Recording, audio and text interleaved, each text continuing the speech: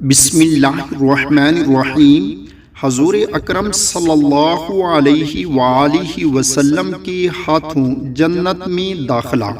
دعا ہے: رضیت باللہ ربا وبالاسلام دینا وبمحمد صلی اللہ علیہ وسلم نبیا۔ میں اللہ کے رب ہونے اور اسلام کے دین ہونے اور محمد صلی اللہ علیہ وآلہ وسلم کی نبی ہونے پر خوش ہوں۔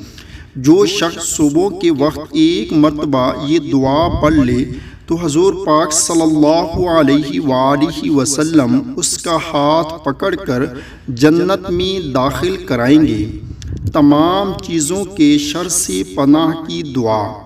اعوذ بکلمات اللہ التامات من شر ما خلق۔